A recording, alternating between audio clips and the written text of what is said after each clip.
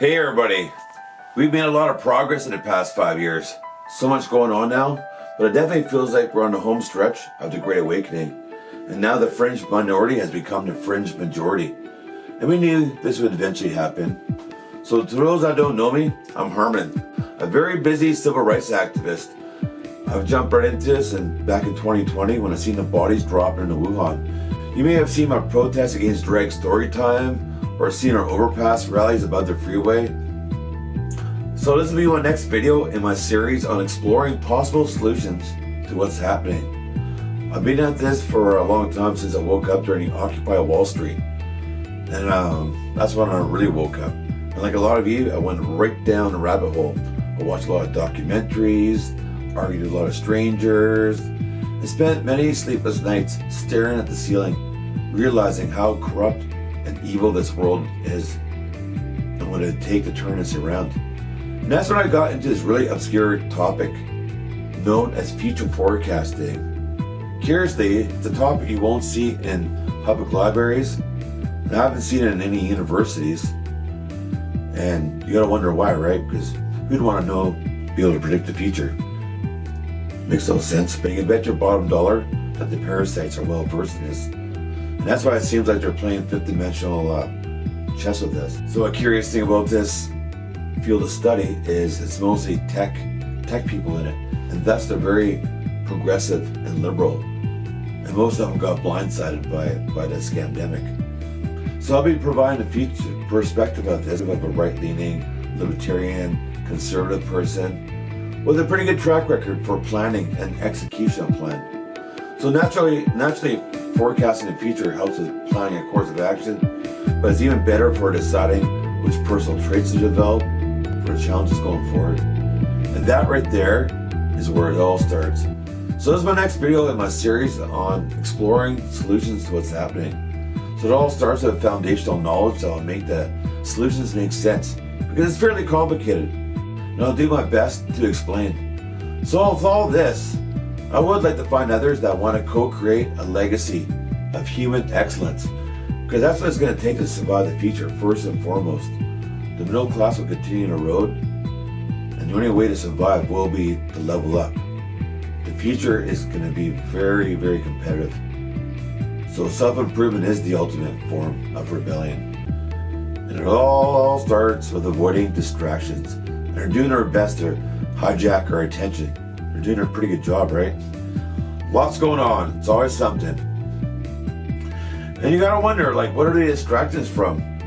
Well, I know many of you have heard about the digital dollar and the digital ID, but their plan goes much further than that. There's an agenda underway to digitize all forms of wealth. This process is known as tokenization, or creating real-world assets such as real estate, means production, transportation, fractionalized ownership of exotic art, expensive art, but everything. You want to put it onto a centralized system known as a unified ledger. Now this is being done at the central bank of central banks, the Bank of International Settlements. So you can think of this like the end boss with their end game. But here's the catch. You only be able to maintain ownership of whatever's on that ledger if you opt into digital ID, and with it, the regular inoculations to maintain access. Now this goes the same for anyone that receives a pension of any sort or payments from the government. Digital ID will be required. And this will be much like the social credit system they have in China, consisting of their digital ID, the digital yuan, and a social credit system. You can lose social credit for things like littering, gossiping, jaywalking. And also, losing social credit can negatively affect how you can function in society. And this is much like the same system they're going to use to enforce their green agenda, limiting where you can go, how much red meat you can eat. So they're going to give you an idea how bad it can get. At the height of the scamdemic, the city of Shanghai, with 25 million people, was completely locked down. People were confined to their cramped apartments for weeks at a time.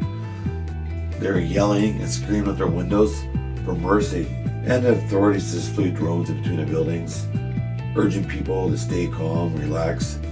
Now this is the kind of digital dystopia they have planned for us if we let them enact this digital ID. And this is how they plan on stealing the wealth of the world. Because as they told us already, you'll own nothing and be happy. So as in the history of warfare, to the victor goes the spoils.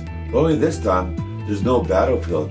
This psychological warfare, propaganda and lies. Now this is the 5th generation warfare as described by the Pentagon. It is being executed through the corporate media, well-placed experts, towards a population that's been lulled into ignorance and apathy. And in this war, spoils aren't seized by force, but rather through centralized economic control. They'll pretty much con people into adopting a digital ID, using a well-worn guise of security and convenience. They'll just tell people they'll get their income tax back right away, their refund. Bam, 80% of people will sign up right there. So the only way to get around this is by being proactive. So this ties into the core philosophy behind all my planning. While I usually try to stay clear of controversial topics, on this particular matter, I'll promote the unpopular opinion. And that is, we cannot afford to reject technology if we intend to survive. If we don't get this right, we'll be doomed. And there'll be no catching up.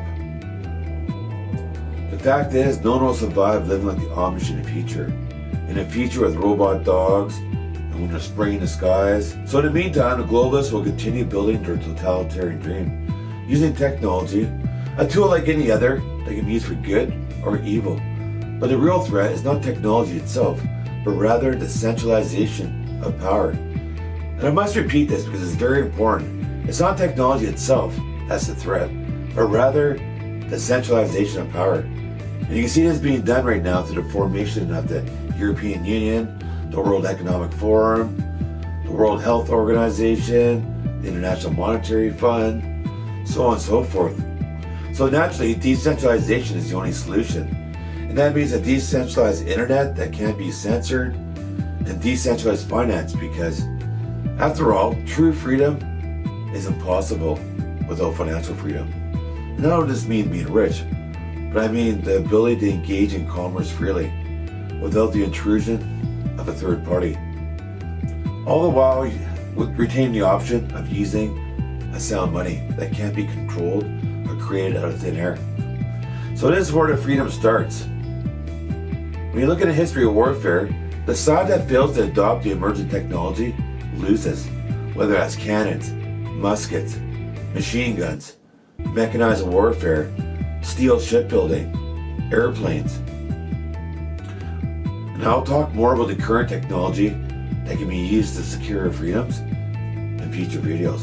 But the one thing for sure is that this principle hasn't changed. If we want to maintain our liberty, we got to keep up. And I'm not saying keeping up with technology will answer all our problems. Rather, not keeping up with technology will guarantee us to fail. So, education is the key to keeping up and maintaining our way of life. Now here's an example of a country doing it right. A country that leads the world in the most billion-dollar startups per capita. And you might guess it's Singapore or South Korea, but no, it's a small country in a former USSR, Estonia, which had regained its independence just 30 years ago. So how to rebuild its tattered economy after being part of the USSR. And now it's become one of the most economically productive countries in the world. So at the beginning of rebuilding their nation, they pondered what kind of economic model would they follow. A lack of resources and manpower made industrialization not feasible. Manufacturing wasn't going to do it for much of the same reasons. The only thing that really made sense was to be on the cutting edge of the digital economy, to blaze a trail of innovation. So, with that in mind, they prioritized education, and by the year 2000, all schools had computers and internet. And by the year 2012, Estonia became the first country to teach coding in elementary school. So they partnered with experts in math and science to revolutionize the way that was taught. And by the year 2022, Estonian students outperformed all other students in Europe in math, science, and reading. And he ranked number 8 in the world, competing with Singapore, South Korea. And he did it all while spending less per student than wealthier nations. So education was the key to Estonia's success. I think we need to adopt the same strategy to adapt to this rapidly changing world, or risk getting left behind. Well, thanks for watching. Please comment, subscribe, and like this video, and hold on for the next one. Keep fighting for freedom, and see you next time.